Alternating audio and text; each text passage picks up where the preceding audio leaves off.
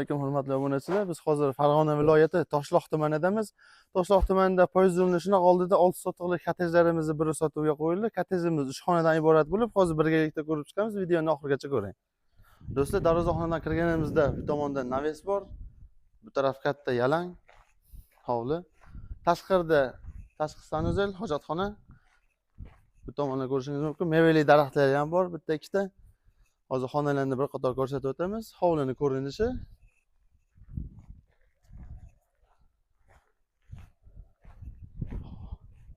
Xonalari 3 xonadan iborat.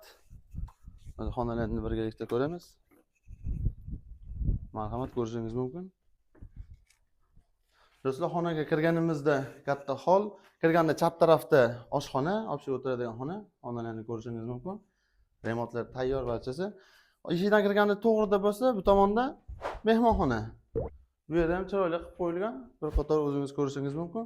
Bu xonadan chiqamizda eshikdan kirgan o'ng tomonda sanuzel, общий sanuzel ko'rishingiz mumkin.